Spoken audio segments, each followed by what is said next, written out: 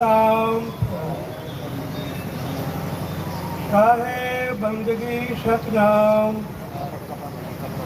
शाहे बंदगी सतनाम।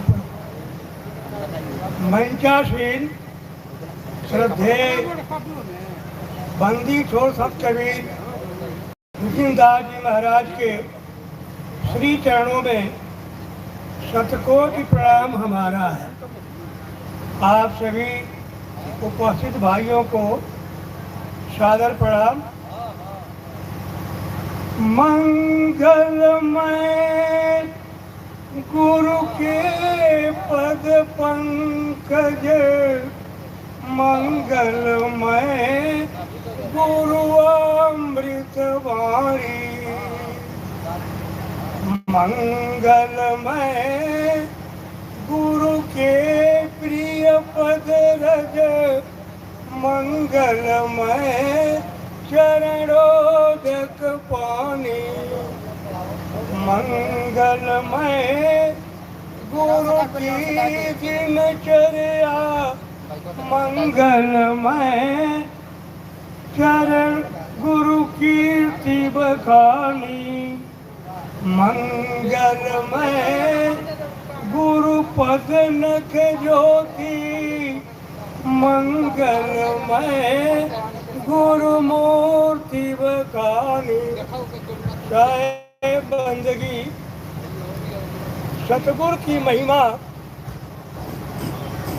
जीव के बस क्या, शिव के बस भी नहीं। लेकिन भाव की बात है। स्वामी सतगुरु तोहार गुण गाई हम कैसे, स्वामी सतगुरु तोहार गुण गाई हम कैसे। तू तव स्वामी अंतर्यामी, तू तव प्रभु अंतर्यामी। मैं मूर्ख क्रोधी कामी, अरे जानी न त्वके का रिझाई कैसे।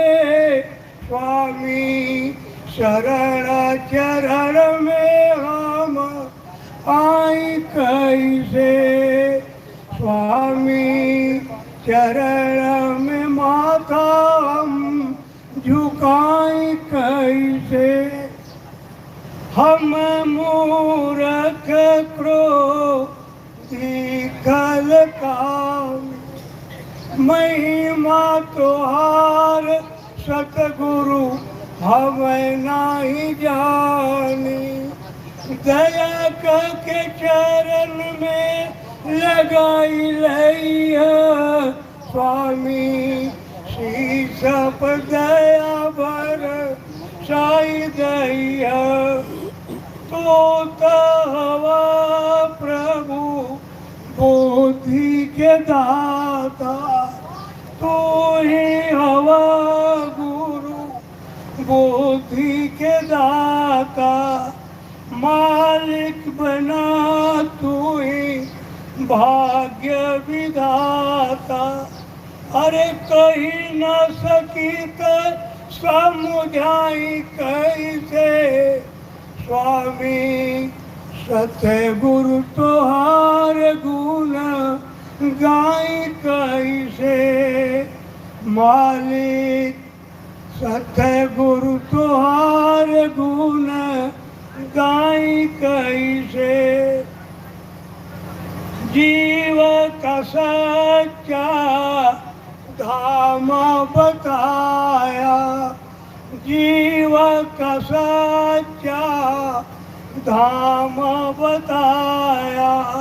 सूरत शब्द का योग सिखाया, अरे समझी न पाई तो देखाई कैसे स्वामी सतगुरु तोहार गुण गाई कैसे प्रभु सतगुरु तोहार गुण गाई कैसे काल माया में लाके हमके फंसाया तू ही तो प्रभु भव जाल बिछाया यही मनवा के हम छोड़ाई कैसे स्वामी सतगुरु तोहार गुण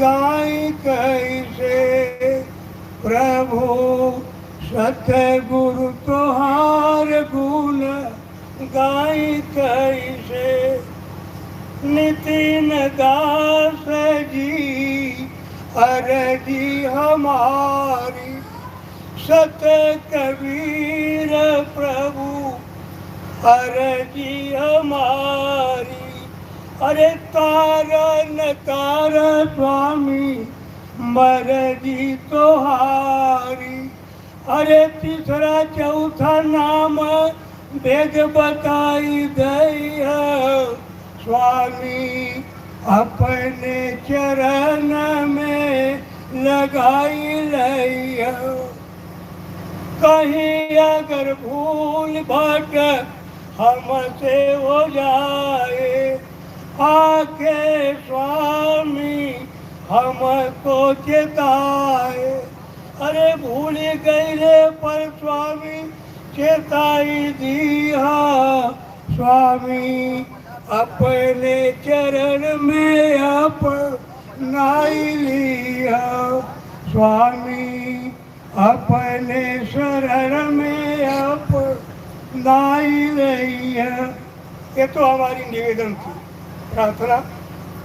अब एक स्वागत गान 2 मिनट का। हमने के रोज रोज ये बात सोची तानी हमने के सब लोग ये बात सोचतानी कौन प्रकार स्वागत रचाई कौन प्रकार राव आरती सजाएगी सबरी के बेरना सुदामा जी के तंदुल बाटे सबरी के बेरना सुदामा जी के तंदुल बाटे विदुर साग नाई कैसे के खियाई विदुर के साग नाई कैसे के खियाई सूर की शिवानी नाई गोस्वामी जी की कविता सूर की शिवानी नाई गोस्वामी जी की कविताई मीरा की पीर नाई कैसे केरी जाएगी मीरा की पीर नाई कैसे केरी जाएगी मन में उठा बाटे मन में उठा बाटे प्रेम न दबाए जात भूलवा कमाला रहू रे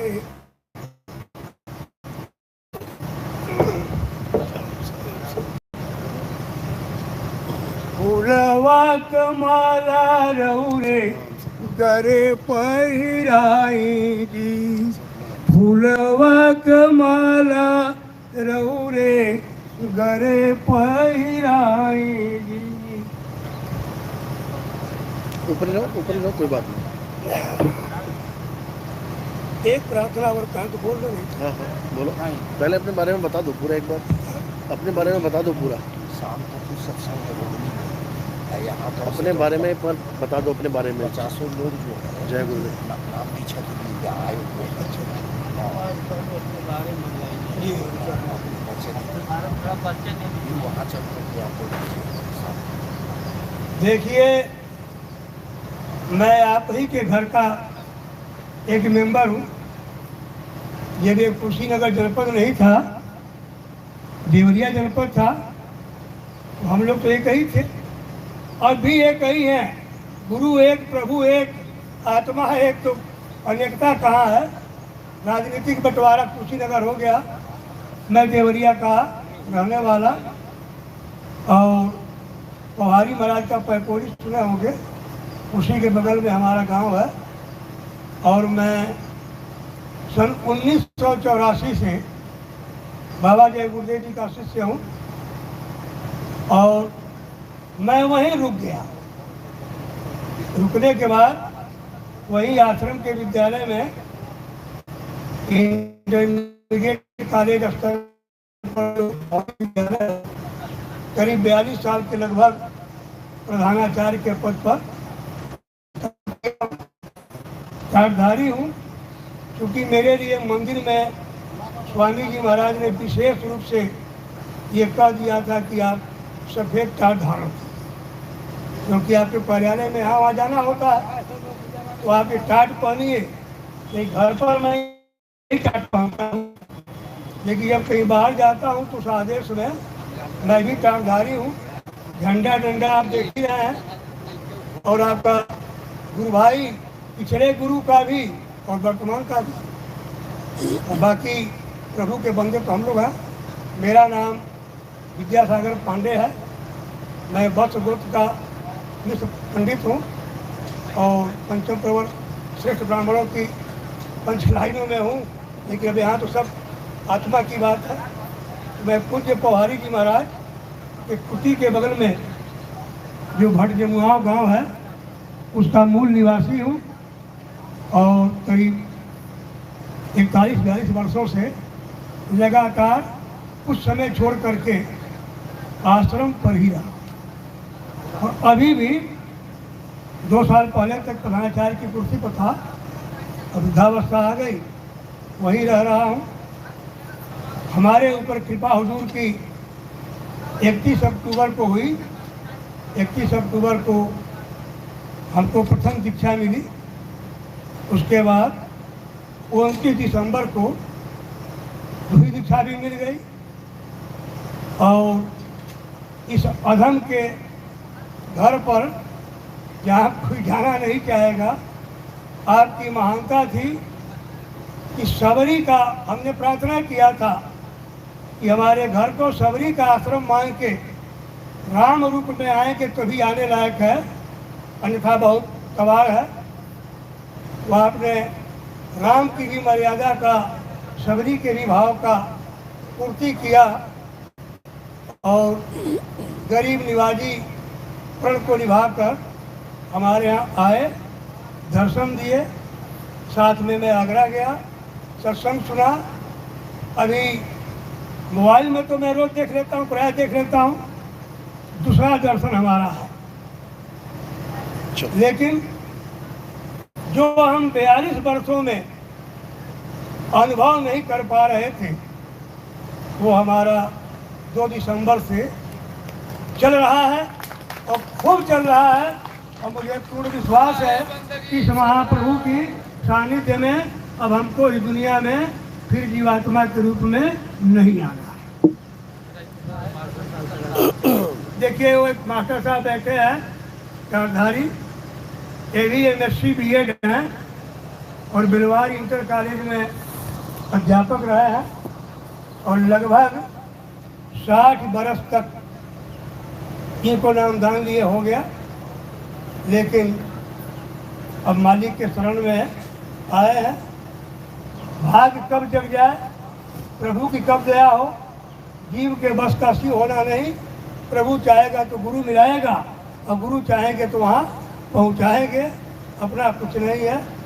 ये भी कारधारी हमारे भाई ये भी देवरिया के ही रहने वाले हैं।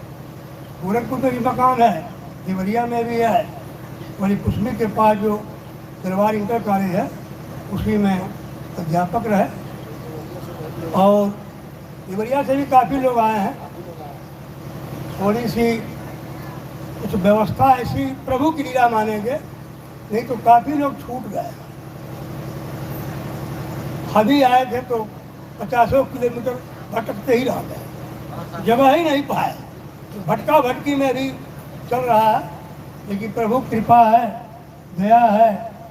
हुजूर ने जो हमको इतने अल्प समय में दया की दान दिया है, इसके लिए मैं कुछ भी अर्पित करने लायक नहीं हूँ।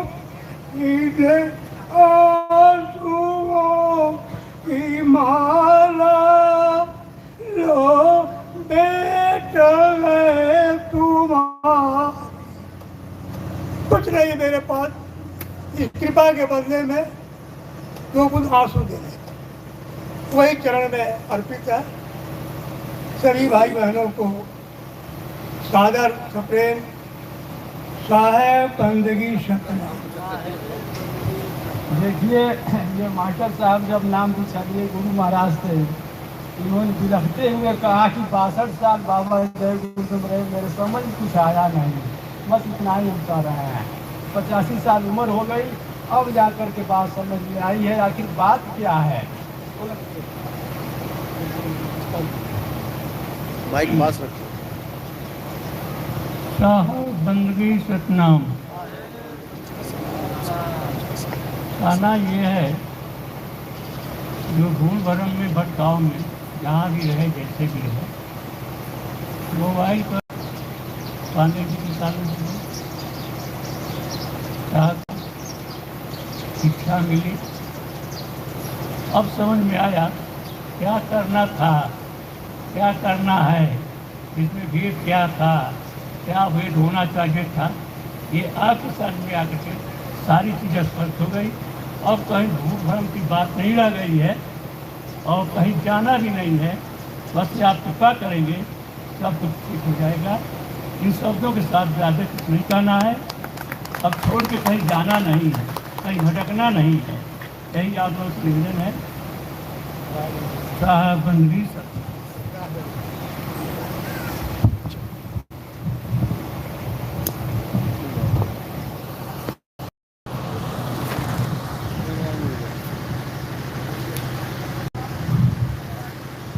साहिब बंदगी सतनाम। तो आज परम पिता परमात्मा की अपार कृपा से कुशीनगर में ये मूल ज्ञान का सत्संग होने जा रहा है। बहुत बड़े भाग होते हैं उन जीवों के जो अपने पूरे जीवन काल में एक बार भी इस मूल ज्ञान को सुन पाते हैं, और उससे भी बड़े भाग होते हैं उन जीवों के जो इस ज्ञान को थोड़ा सा भी समझ पाते हैं। क्योंकि सुनना आसान है, आए बैठे घंटा 2 घंटा सुन के चले गए, लेकिन इस ज्ञान को समझना, इस पे चिंतन मनन करना, ये बहुत मुश्किल है। ये केवल वही कर सकते हैं जिन पर प्रभु की कृपा हो जाए, जिस पर परमात्मा की दया हो जाए, केवल वही इस ज्ञान को समझ पाते हैं। अन्यथा और कोई ऐसा कोई जीव नहीं है जो बिना दया के इस ज्ञान को समझ पाए, कोई नहीं समझ पाता।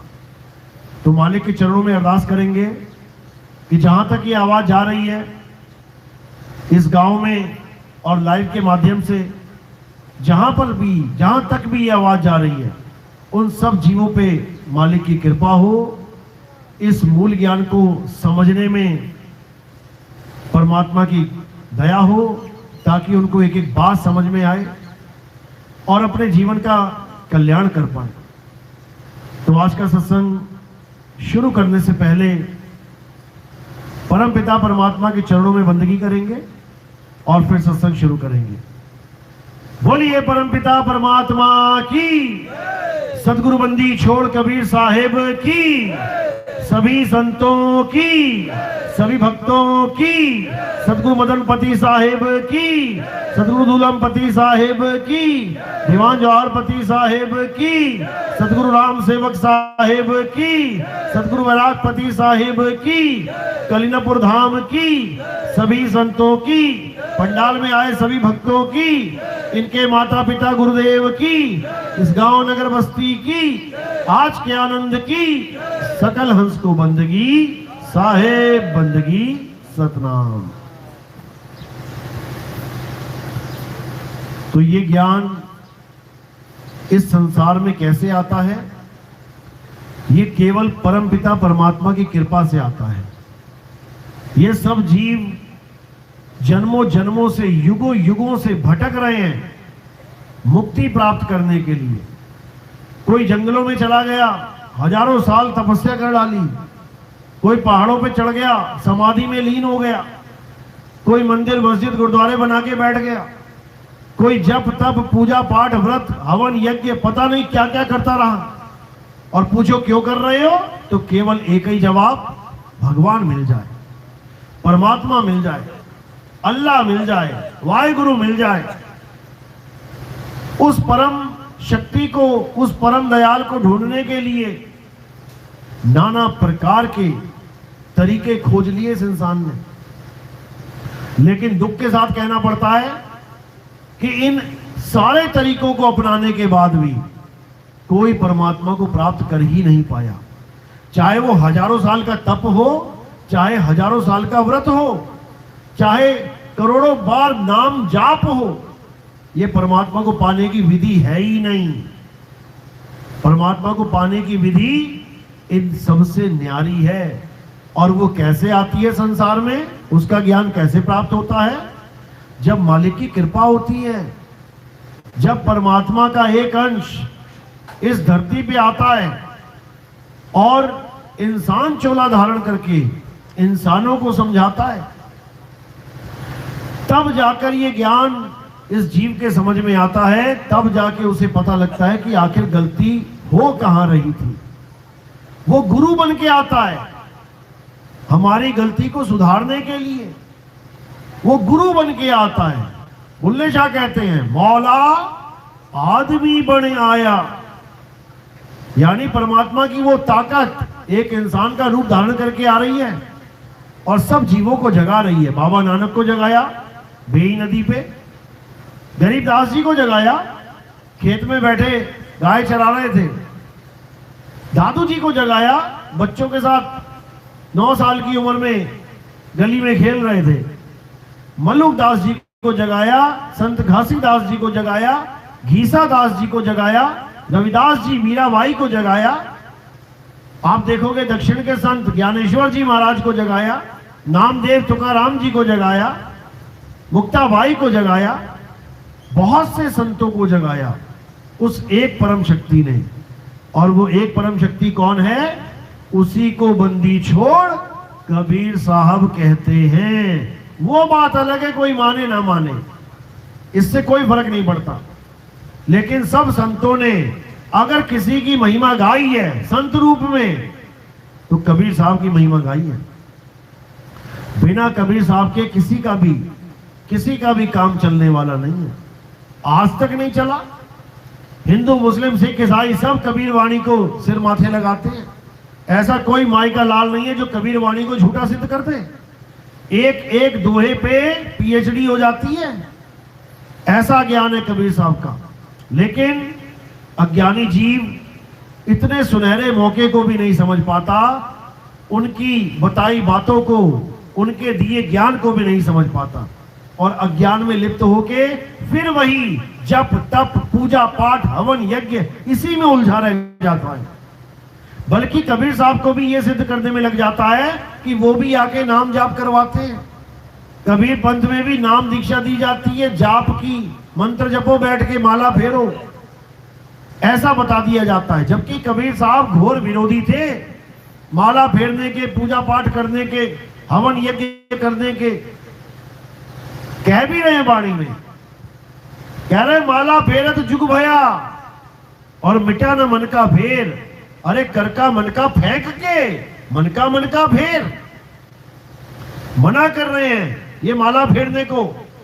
माला तो कर में फिरे और जीव फिरे मुख माही, और मनवा दसों दिशी फिरे ये तो सुमिरन नाही। वो मना कर गए और यहां सारे बाबा माला पकड़ाने में लगे, माला फेरो माला फेरो। समझो बात को, कबीर साहब माला फिराने नहीं आते, माला छुड़वाने आते हैं। कबीर साहब नाम जपवाने नहीं आते, कबीर साहब नाम छुड़वाने आते हैं। मदन साहब छाप लगा रहे हैं, कह रहे हैं सोई गुरु पूरा कहावे, जो 2 अक्षर का भेद बतावे। एक छुड़ावे एक लखावे, तब प्राणी निज घर को जावे। यानी सोई गुरु पूरा कहावे। गुरु तो बहुत सारे बैठे हैं, गली गली में गुरु बन के बैठे हैं। आप टीवी चैनल खोलो, सुबह से शाम तक आपको गुरुजी मिलेंगे सारे। आप यूट्यूब चैनल खोलो, कोई भी धार्मिक चैनल खोल लो, सारे गुरुजी मिलेंगे। सुबह से शाम तक तुम गुरुजी करते रहोगे।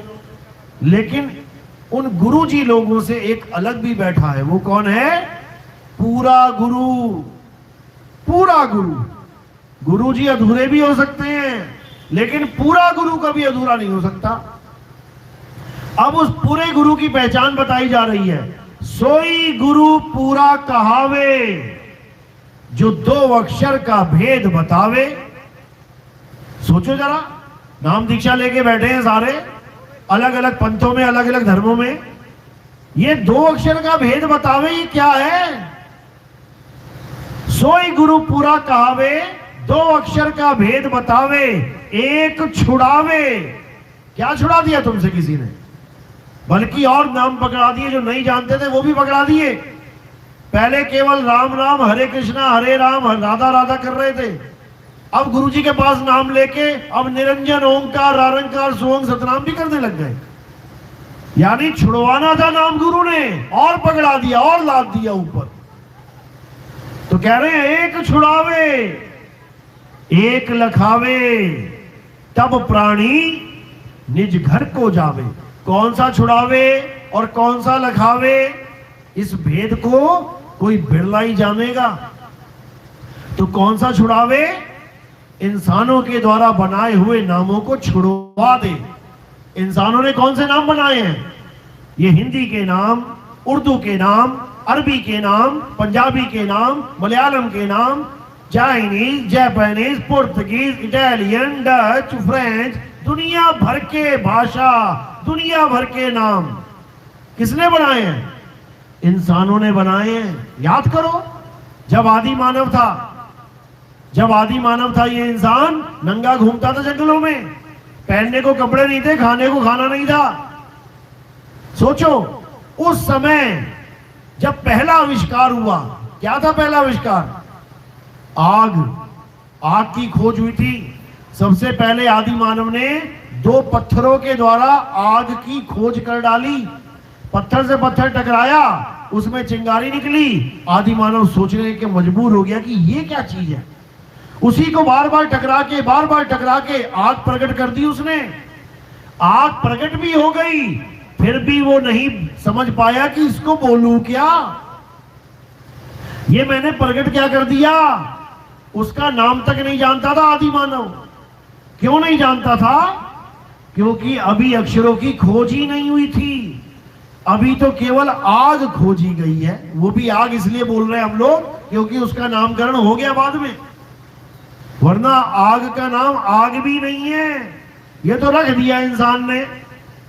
तो आदि मानवों ने जब आग खोजी, और केवल इंडिया में नहीं, जहां जहां भी आदि मानव था सबने आग खोजी, अपना काम चलाया उस आग से। कोई अमेरिका वाले इंडिया में आग लेके थोड़ी नहीं गए थे वहां पे, या जापान वाले इंडिया में आग लेने आए थे। जहां जहां आदि मानव था सबकी बुद्धि विकसित हो रही थी, सबने आग लगाना सीख लिया, लेकिन नाम कोई भी नहीं रख पाया। कारण क्योंकि अक्षर ही नहीं थे। धीरे धीरे धीरे बुद्धि और विकसित हुई, धीरे धीरे अक्षरों की खोज हुई। हिंदुस्तानी आदि मानवों ने अक्षर खोजने शुरू किए। कहां से खोजे अक्षर? जमीन खोद के मिले? या पेड़ पे लटके मिले? कहां मिलते अक्षर? कहां खोजेगा? मुख से।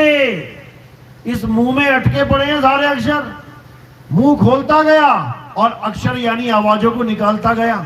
जैसी जैसी आवाज निकली ऐसे ऐसे ही अक्षर को लिपिबद्ध कर दिया। कितनी आवाजें निकाल पाया हिंदुस्तानी आदि मानव? कितने अक्षर पैदा किए? 52 अक्षर। आ आ ई ई उ ऊ, जितनी आवाजें निकाल पाया उसको कलमबद्ध कर दिया, लिपिबद्ध कर दिया। तो ये 52 अक्षर बने भारत देश में। और इंग्लैंड में कितने अक्षर बन पाए? 26। यहां पर आ ई से शुरुआत हुई, वहां पर ए बी सी डी से शुरुआत हुई। अरब देश में अलग अक्षर हो गए, चाइना में अलग अक्षर हो गए, जापानी में अलग हो गए। हर देश के आदि मानव ने अपनी अपनी बुद्धि के अनुसार ये सारे अक्षरों की खोज कर ली। अब क्या किया? अब इन्हीं अक्षरों के द्वारा जो भी उसे इस 3 लोक में दिखाई दिया, कुछ भी, उसका नाम रख दिया, नामकरण कर दिया। जैसे शेर दिखाई दिया तो उसका नाम रख दिया शेर। और केवल अकेला नहीं रखा कि खुद को बता दिया ये शेर है, सबको पढ़ा दिया कि आज के बाद में अगर शेर कहूंगा समझ जाना ये है शेर। मैं आज के बाद पानी कहूंगा तो ये है पानी। मैं आज के बाद हवा कहूंगा ये हवा आ रही है। मैं आज के बाद आग कहूंगा ये है आग। तो सबको ज्ञान बांटना शुरू कर दिया। वही ज्ञान आज भी हम अपने बच्चों को देते हैं, स्कूल भेजते हैं उनको। क्या पढ़ाया जाता है वहां पे? का से कबूतर। और केवल कबूतर बुलाया नहीं जा रहा है, दिखाया भी जा रहा है कागज पे। इसे कहते हैं कबूतर, ताकि सारे ज्ञानी हो जाओ। कल को ऐसा ना हो कि कौवा बैठा और तुम कहो कबूतर। नहीं, ये कबूतर है।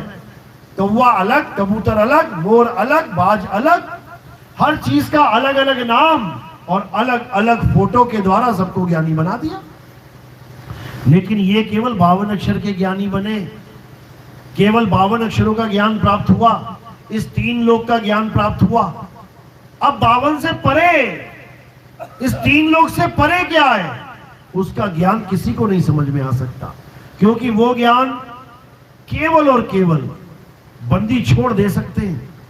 इसीलिए कबीर साहब ने वाणी में बोला, 52 अक्षर लोकत्रय, सब कुछ इन्हीं माही, ये अक्षर खिर जाएंगे, वो अक्षर इनमें नहीं। यानी 52 अक्षरों के द्वारा इस 3 लोक का ज्ञान लिया जा सकता है।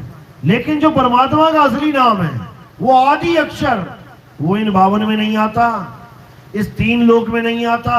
वो 3 लोक से परे का ज्ञान है। तो आदि मानवों ने सारे नाम बनाने के बाद क्या किया? एक ऐसा नाम रख दिया जो आंखों से दिखाई नहीं देती वस्तु, उसका नाम रख दिया। क्या नाम रखा? उसका नाम किसी ने आत्मा रख दिया, किसी ने सोल रख दिया, किसी ने रख दिया, किसी ने परमात्मा रख दिया, किसी ने गॉड रख दिया, किसी ने अल्लाह रख दिया। उस अदृश्य शक्ति का नाम जो इन आंखों से नहीं देखी जा सकती, लेकिन उसको महसूस किया जा सकता है। बल्कि तुम आंखों से देखने पर भी ये महसूस कर सकते हो कि वो शक्ति है या नहीं है। जैसे एक आदमी जिंदा खड़ा है और एक मुर्दा पड़ा है, आंखों से दिख रहा है जिंदा भी और आंखों से दिख रहा है मुर्दा भी। फिर भी भले आत्मा दिख नहीं रही आंख से, लेकिन फिर भी आंख के द्वारा तुम इतना बुद्धि विवेक लगा सकते हो कि इसमें आत्मा है या नहीं है। इतनी बात तुम जजमेंट लगा सकते हो। शरीर खड़ा है, बोल रहा है, चल रहा है, इसका मतलब आत्मा है। और निढाल होके गिर गया तो इसका मतलब उसमें आत्मा नहीं है। फिर भी तुम समझ सकते हो कि आत्मा है कि नहीं है। अनुभव करना अलग बात है, लेकिन तुम देख के भी, छू के भी महसूस कर सकते हो। बॉडी ठंडी है, सांस चल नहीं रही है, दिल धड़क नहीं रहा, इसका मतलब इसमें जीवात्मा नहीं है। और खा रहा है, पी रहा है, बैठा है, हंस रहा है, इसका मतलब इसमें जीवात्मा है।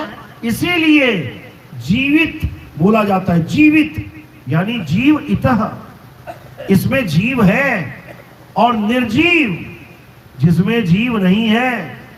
तो ये आत्मा का ही अंश है, जीवात्मा कहते हैं इसे। आंखों से दिखाई नहीं देता, लेकिन फिर भी हम समझ सकते हैं कि जीव है कि नहीं है।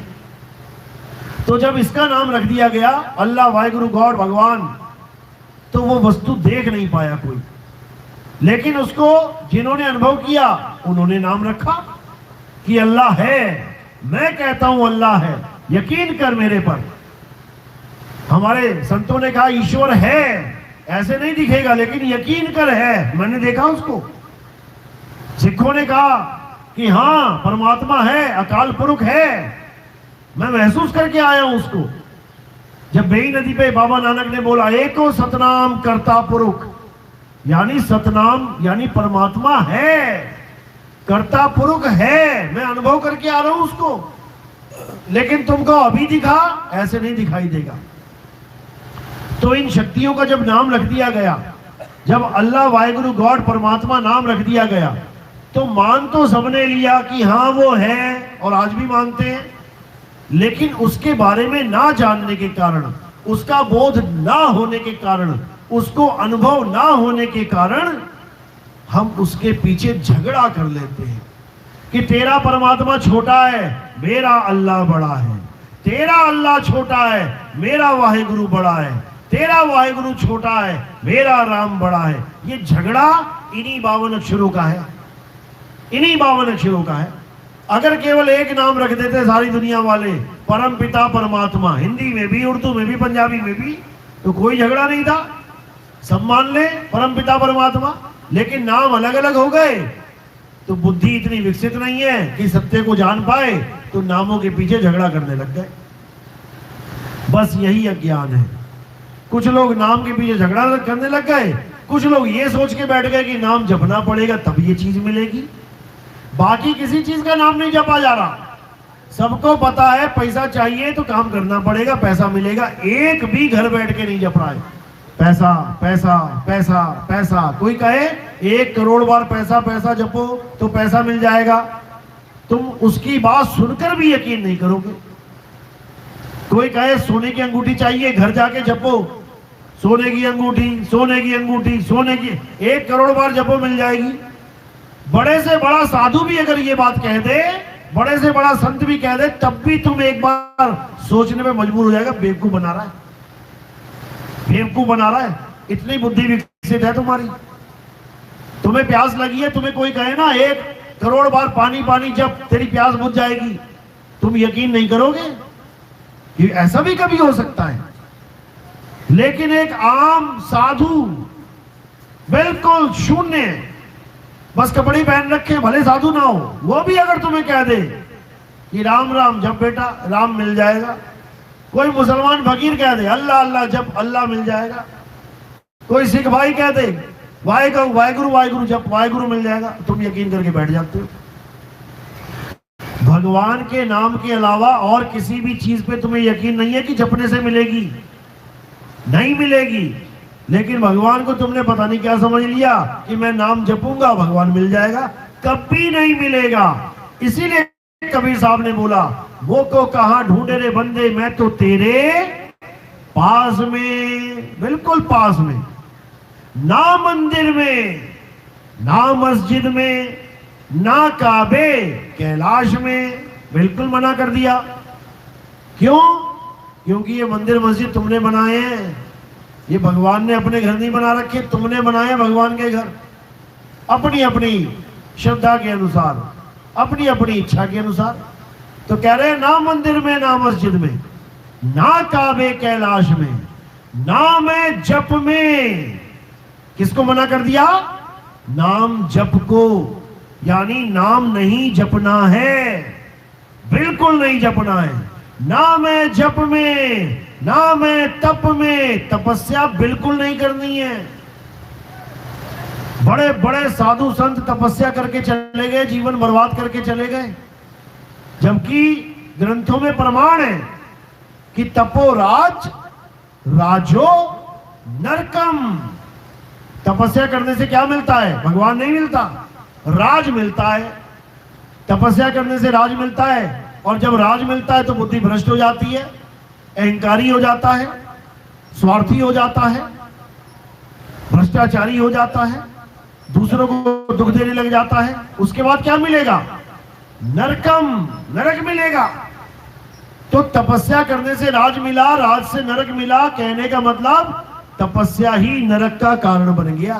तो क्या करेंगे ऐसी तपस्या करके, और क्या करेंगे ऐसा राज करके जहां हमारी वजह से दूसरों को कष्ट हो जाए, जहां हम भ्रष्टाचारी हो जाए, जहां हम अहंकारी हो जाए? इससे अच्छा तो गरीबी ठीक है भाई,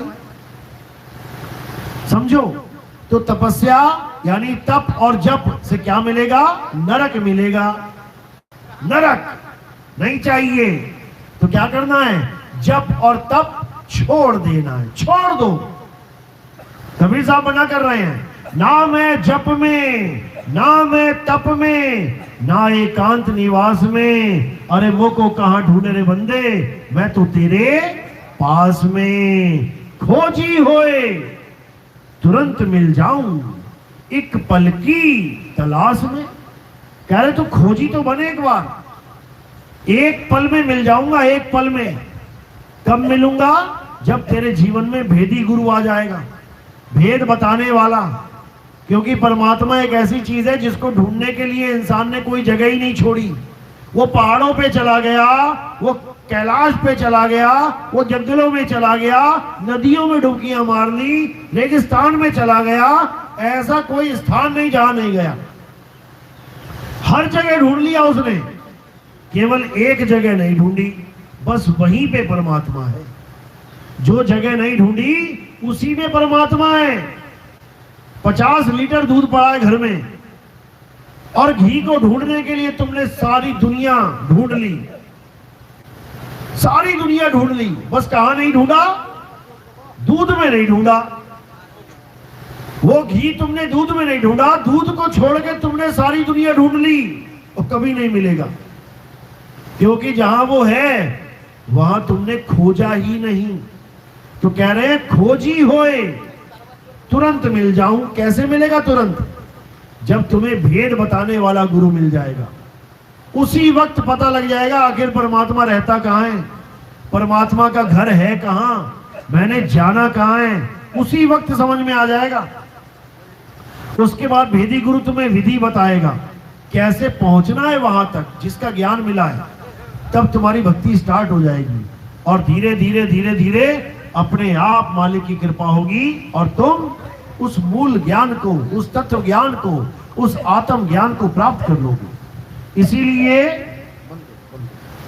इसीलिए कबीर साहब समझा रहे हैं, खोजी होए तुरंत मिल जाऊं, एक पल की तलाश में। और कहें कबीर सुनो भाई साधो, मैं तो हूं विश्वास में। यानी कि जब भेदी गुरु तुम्हें भेद बताएगा, एक पल में परमात्मा का भेद बताएगा, भेद को समझने के बाद उस पे विश्वास करना है, अविश्वास नहीं करना है। जब भेदी गुरु ने तुम्हें भेद समझा दिया कि बेटा इस पूरी दुनिया में परमात्मा नहीं मिलेगा, जहां मर्जी ढूंढ ले, बेटा इस पूरी काया में परमात्मा नहीं मिलेगा, जहां मर्जी ढूंढ ले। कोई मूल कमल में ढूंढ रहा है, कोई स्वाद कमल में ढूंढ रहा है, कोई नाभि में ढूंढ रहा है।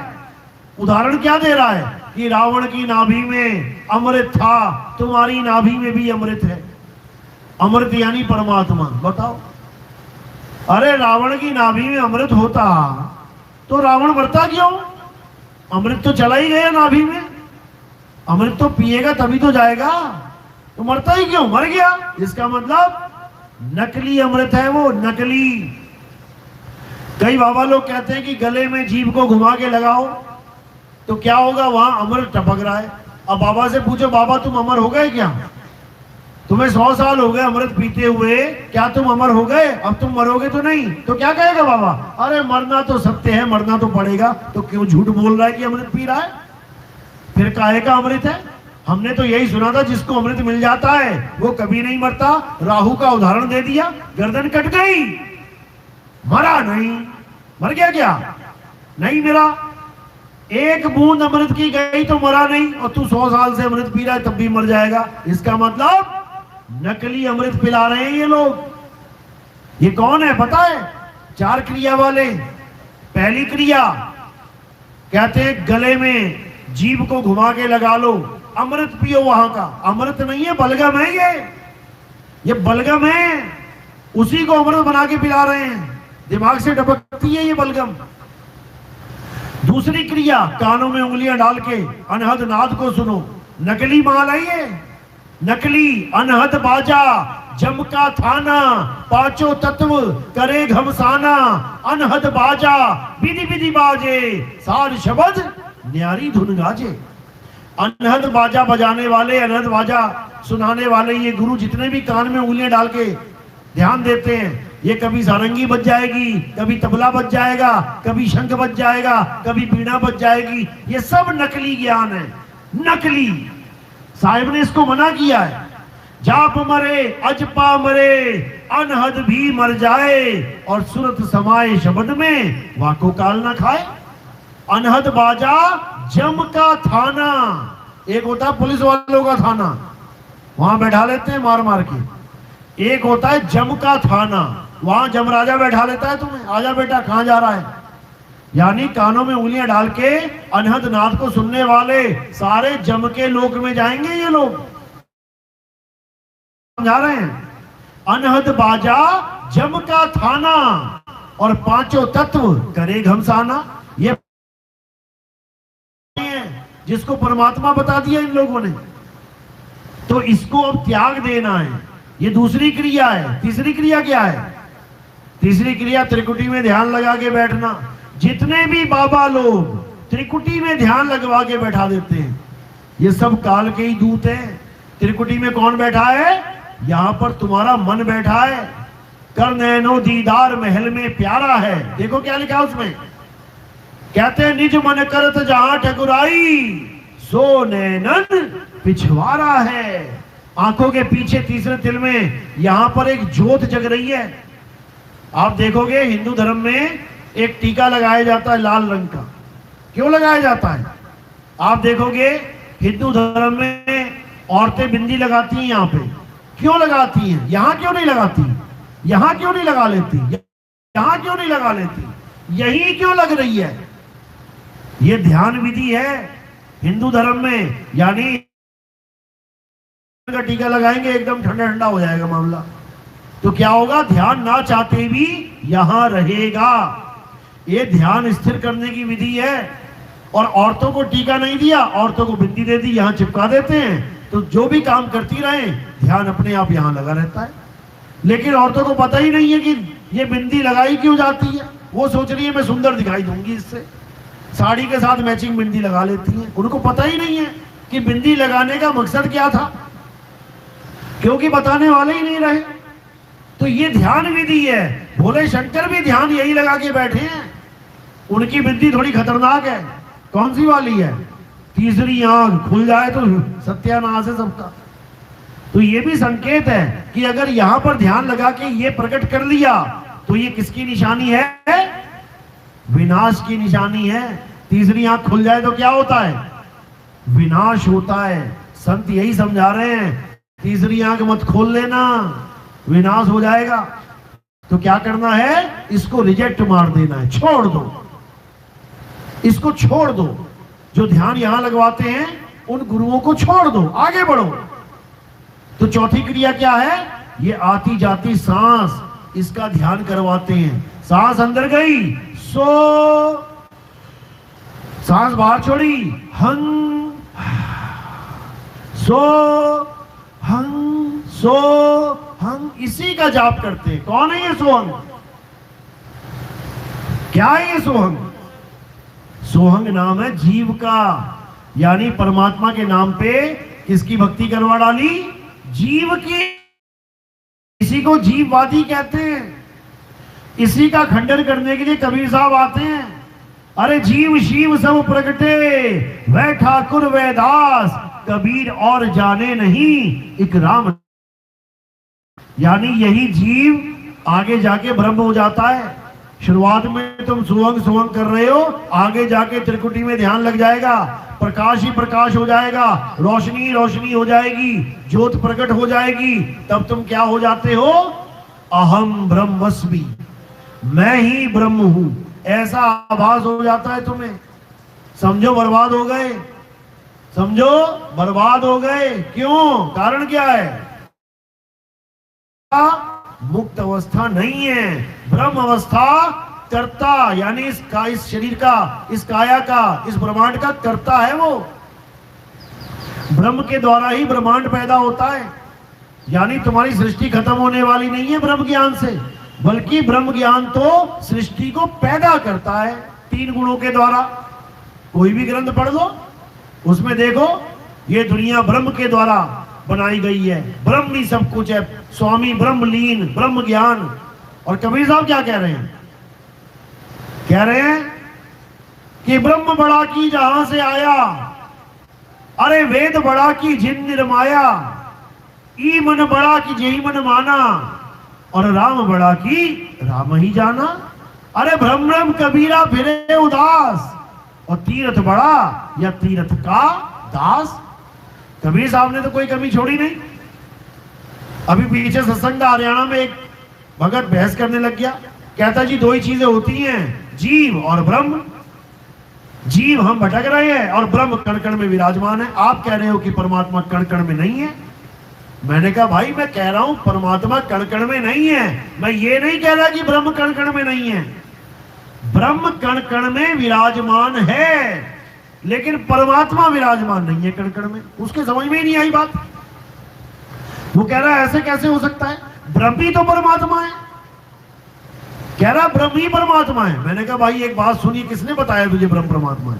कहता सब संतों ने बताया है, प्रमाण देने लग गया, हमारे गुरुजी ने भी बताया है। मैंने कहा ब्रह्म और जीव के अलावा और तो कुछ नहीं है ना? कह रहा नहीं है कुछ भी। मैंने कहा एक नाम और सुना होगा तूने, पर ब्रह्म, एक और सुना होगा पार ब्रह्म। अब ये क्या है बता मुझे, क्या बताया गुरुजी ने इसके बारे में? कहता नाम तो मैंने सुना है लेकिन गुरुजी ने कभी बताया नहीं। मैंने कहा फिर तेरा गुरु अधूरा है, अधूरा गुरु है तेरा, जो बचपन से गाते आ रहे हैं पार ब्रह्म परमेश्वर तुम सबके स्वामी। किसने नहीं सुना? हाथ खड़ा करो, सबने सुनाया। तो जब बोल रहे हैं पार ब्रह्म, तो फिर ब्रह्म से पार ही तो है वो। सुन तो लिया लेकिन जान नहीं पाए, और अधूरे गुरु ने क्या पाठ पढ़ा दिया कि ब्रह्म ही सब कुछ है। ले लो, मरो फिर यहीं पे, ब्रह्म ही सब कुछ है। तो ब्रह्म तो ब्रह्मांड बनाता है, ब्रह्म तो जीवों की उत्पत्ति कर रहा है, ब्रह्म तो जीवों को बनवा के बैठा हुआ है। भटको फिर इस संसार में। नहीं समझ में आती बात। जब इतनी बात समझ में आ गई तो चुप करके बैठ गया। तब समझ में आ गया कि ज्ञान हमारा अधूरा है और हम बहस कर रहे हैं इससे। समझो 1 से लेके 100 तक गिनती है, 99 तक सब तुम्हारे साथ साथ चलेंगे, लेकिन जैसे ही तुम कहोगे 100, वो कहेगा हम नहीं मानते, गुरुजी ने बताया ही नहीं। अरे तेरे गुरु ने 99 तक तुझे गिनती बताई है, लेकिन हमारे गुरु ने 100 तक पूरा किया है। तो पूरा कौन अधूरा कौन? 99 तक वाला अधूरा ही है। 99 तक तो तुम्हारा ज्ञान एकदम मैच होगा, तुम्हारे सुर में सुर मिला के चलेगा, लेकिन जैसे ही वो 99 पे खत्म होगा और तुम कहोगे 100, वो कहेगा हम नहीं मानते। क्यों? क्योंकि उसका गुरु 100 वाला है ही नहीं, उसका भी क्या कसूर बेचारे का। तो इसीलिए मैं बार बार कहता हूं कि सबका हुक्का लीजिए, साचा शब्द निहार, और पक्षपात मत कीजिए, कहे कबीर विचार। मैंने कभी अपने सत्संगों में ये कहा ही नहीं कि तुम मुझे मानो, कि मेरे ही ज्ञान को मानो। मैं कहता हूं सारी दुनिया के गुरुओं को मान लो, सारी दुनिया के गुरुओं से नाम ले लो। बताओ क्या नुकसान होगा तुम्हारा? बताओ, क्या सारी दुनिया के गुरुओं से नाम लेने के बाद तुम्हारा नुकसान हो जाएगा? नुकसान तुम्हारा कभी हो ही नहीं सकता। नुकसान तब होगा जब तुम उस गुरु के पास ना पहुंच पाए जिसके पास पूरा ज्ञान है। और वो क्यों नहीं पहुंच पाए? क्योंकि तुम्हारे गुरुजी ने कह दिया कि बेटा इसके अलावा कोई सत्संग मत सुनना। बर्बाद कर दिया ऐसे गुरुओं ने। हजारों गुरु ऐसे बैठे हुए हैं जो तुम्हें क्या कहेंगे, और कहीं जाने की जरूरत नहीं है, और किसी गुरु का सत्संग सुनने की जरूरत नहीं है, और किसी संगत में जाने की जरूरत नहीं है, हम ही पूरे हैं। बर्बाद कर दिया इन लोगों ने। कबीर साहब ने कभी नहीं कहा। कबीर साहब क्या कहते हैं? आओ संतो मेला कीजिए, खाली है तो भर भर लीजिए, और भरे हैं तो छक छक पीजिए। जो गुरु ये कहता है कि दूसरे की संगत में नहीं जाना है, असल में वो गुरु सबसे बड़ा अधूरा गुरु है। जिसको पता है कि मेरे ज्ञान से भी आगे का ज्ञान चल रहा है संसार में, और अगर मेरे चेले ने उस ज्ञान को सुन लिया, समझ लिया, तो ये वापस मेरे पास नहीं आएगा। समझ लो, जैसे 10वीं के बच्चे 10वीं करने के बाद जब 11वीं में एडमिशन ले लेते हैं तो कोई जाता है 10वीं वाले के पास? कभी गए वापस? कभी नहीं जाओगे, क्योंकि आगे का ज्ञान मिल गया। तो ऐसे गुरुओं को डर होता है कि मेरा चेला कहीं मुझे छोड़ के ना चला जाए। कारण क्या है? कारण है धन संपत्ति, कारण है बड़े बड़े आश्रम, कारण है बड़ी बड़ी जमीनें। जो गुरु बड़ी बड़ी जमीनें, बड़ी बड़ी संपत्ति इकट्ठा करके बैठा है, समझ जाना उसकी हालत तुमसे भी बुरी है।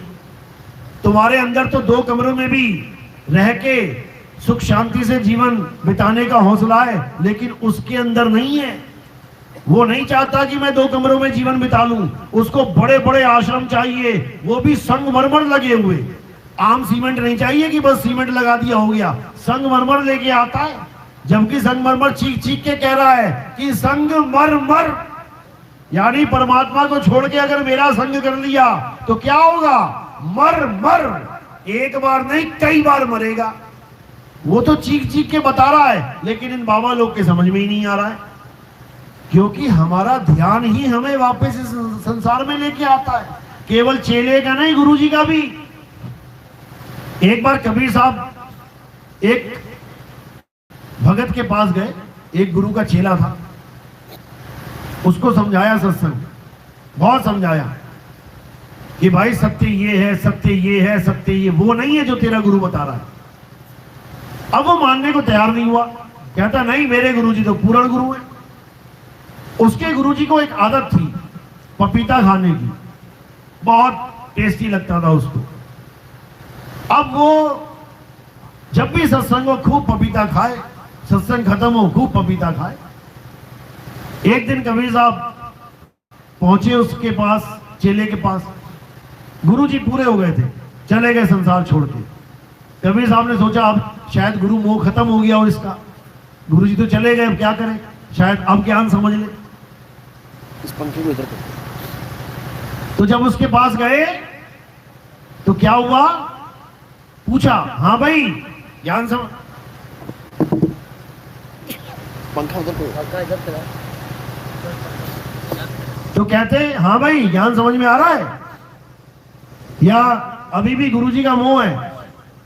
तो वो क्या बोला, देखो जी, कबीर साहब से बोला भले गुरुजी मेरे चले गए हैं, लेकिन मुझे गुरुजी पे पूरा विश्वास है, मुझे गुरुजी का पूरा मोह है, मैं छोड़ नहीं सकता उनको।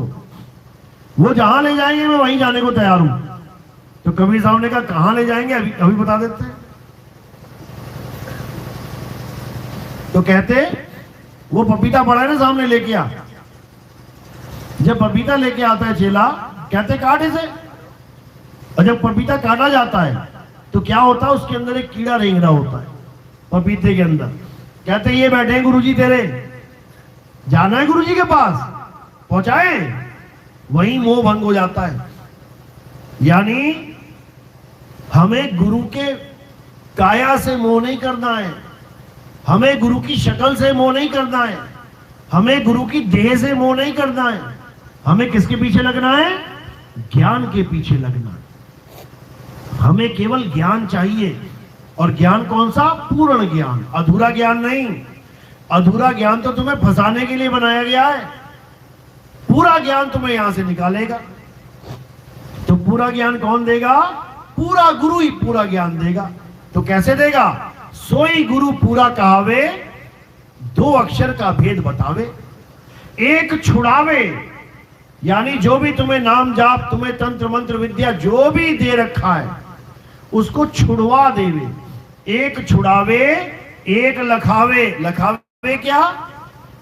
तुम्हें तुम्हारा स्वरूप लखावे, तुम्हें तुम्हारा आत्म ज्ञान लखावे, तुम्हें तुम्हारा तत्व ज्ञान लखावे, तुम्हें उस परम पिता परमात्मा का यथार्थ ज्ञान समझावे। क्योंकि परमात्मा का स्वरूप और तुम्हारा स्वरूप एक ही है, 2 नहीं है। इसी को साहिब ने समझाया कि सत्य स्वरूपी नाम साहिब का, सो निज नाम हमारा। यानी हम सबका नाम जो निज नाम है वो एक ही है और किसी और का नाम जपने से हमारी मुक्ति नहीं होगी। ये गुरुआ लोग दूसरों का नाम जपवा रहे हैं हमें, जबकि हमें क्या चाहिए? हमें निज नाम चाहिए। वाणी क्या कह रही है? 3 गुणों की भक्ति में भूल पड़ा संसार और कहे कबीर निज नाम बिन कैसे लागे पार। निज नाम यानी मुझे मेरा नाम बताओ, मैं कौन हूं। मुझे किसी और का नाम नहीं जपना। अगर किसी और के नाम जपने से मुक्ति हो सकती है तो गुरु धारण करने की जरूरत ही नहीं है। तुम्हें कितनों के नाम पता है? राम जी का नाम पता है, श्याम जी का नाम पता है, हनुमान जी का नाम पता है, अल्लाह नाम पता है, वाहिगुरु नाम पता है, गॉड नाम पता है, सारे नाम पता है। कौन सा नाम नहीं पता? तुम्हें तुम्हारा नाम नहीं पता। ये जो तुम्हारा नाम 52 अक्षरी है, ये किसी का दिया हुआ है, मांगे का नाम है ये दिया हुआ नाम है। लेकिन तुम्हारा निज नाम, जो तुम्हारा नाम शुरू से है अंत तक रहेगा, वो किसी को नहीं पता। इसीलिए बुल्ले शाह समझा रहे हैं कि बुल्ला की जाना मैं कौन, बुल्ला की जाना अल्लाह कौन नहीं, बुल्ला की जाना मैं कौन। यानी मुझे ऐसा भेदी गुरु मिल गया जिसने बुल्ले को समझा दिया कि बुल्ला तू है कौन। यही नानक साहब समझा रहे हैं। कहे नानक ये तेरी वडियाई, कोई नाम न जाने मेरा।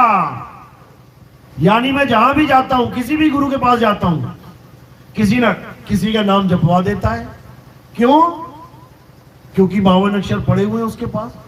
52 अक्षर जोड़ तोड़ के नाम बना के दे देता है फिट करके।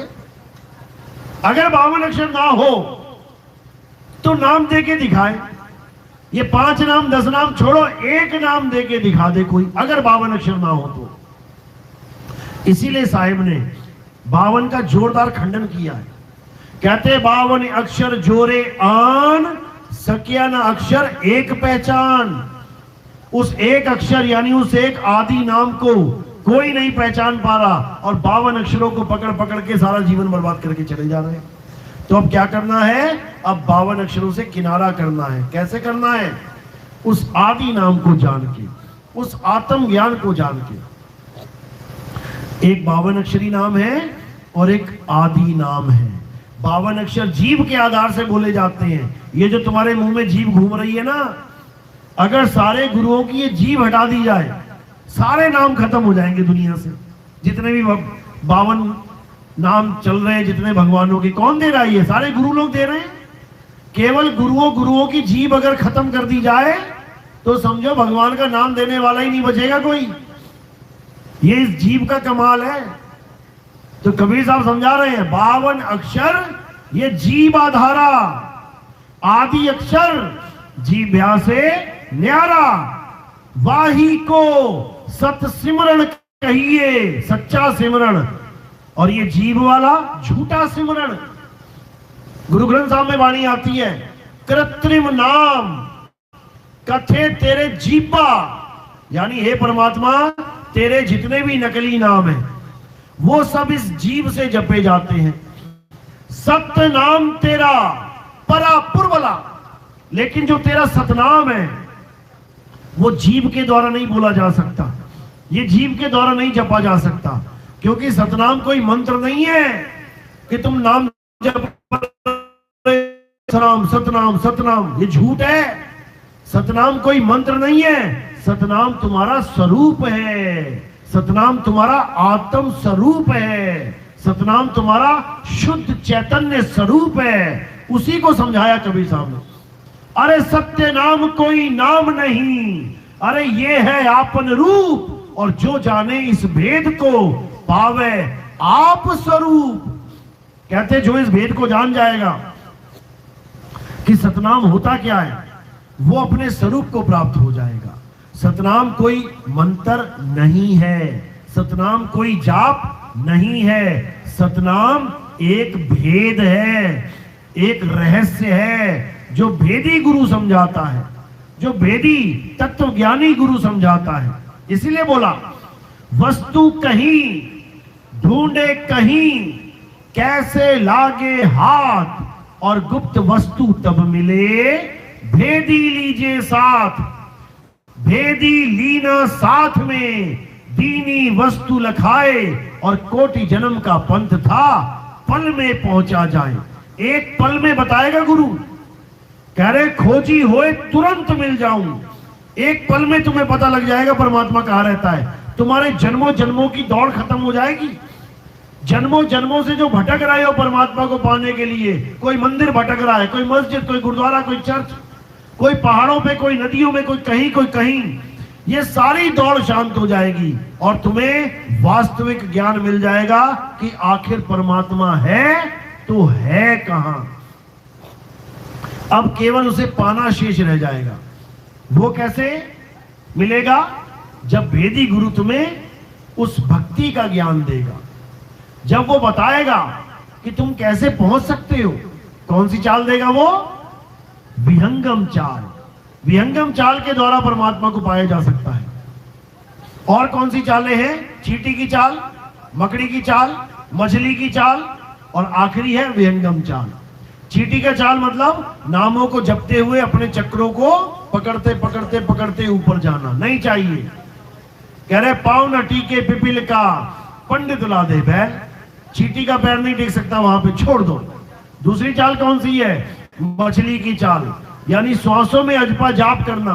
जैसे मछली पानी के विपरीत जाती है, ऐसे ही श्वासों के विपरीत ये सुरता जाती है ऊपर की तरफ। इसको भी छोड़ दो, क्योंकि ये भी किसी ना किसी का आधार लेके चल रही है। चींटी दीवार का आधार ले रही है, मछली पानी का आधार ले रही है। तीसरी चाल कौन सी है? मकड़ी की चाल। मकड़ी की चाल में शुरू में तो नाम जाप करते हुए जाना पड़ता है, लेकिन उसके बाद अंदर नकली धुन मिल जाती है, फिर धुन को पकड़ के आप ऊपर नीचे होते हो। यानी पहले नाम जपते जाते हो, ज्योतिरंजन ओंकार रंकार सोहम सतनाम। उसके बाद वहां पे अनहदनाद मिल जाती है। उसके बाद अनहदनाद को पकड़ के उस शब्द धुन को सुनते हुए बार बार अंदर और बाहर आओगे। छोड़ दो, नकली माल है। असली चीज क्या है? असली है विहंगम चाल, जिसके लिए क्या बोला?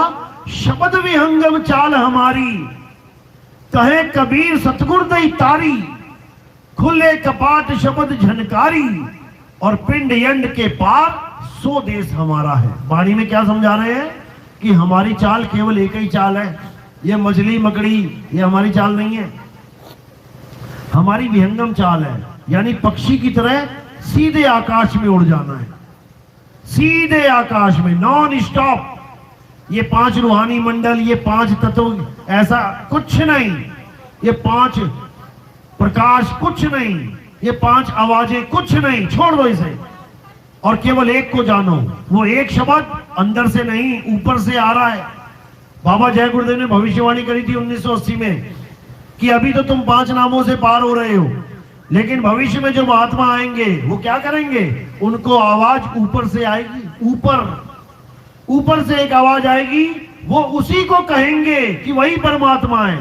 उसके बाद कोई भी इन 5 नामों से या बाबा जय गुरुदेव नाम से पार नहीं होगा। ये 1980 में बोल के जा चुके हैं वो, लेकिन ये सबकी समझ में नहीं आएगा।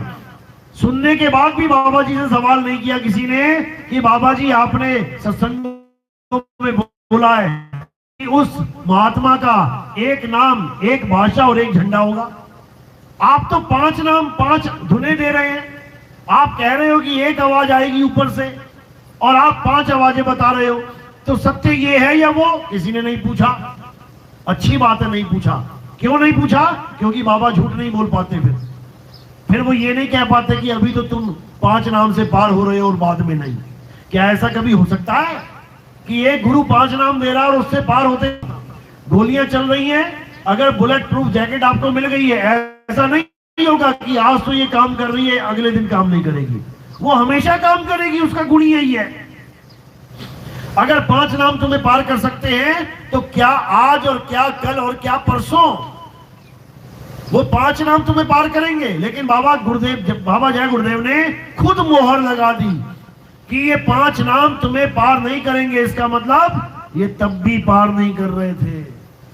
भूल जाओ इस बात को कि वो लोग निकल गए, पार हो गए जो बाबा जय गुरुदेव के साथ पहले थे और अब नहीं होंगे, वो भी नहीं हुए, वो भी नहीं हुए। लेकिन बाबा जय गुरुदेव ने ये बात क्यों बोली कि अब तो पार हो रहे हो? क्यों बोली?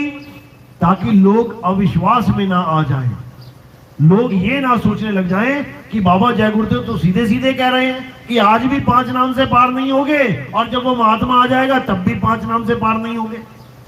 फिर अविश्वास हो जाता, लोग छोड़ छोड़ के भागने लग जाते, तो बाबा जय गुरुदेव का काम अधूरा रह जाता।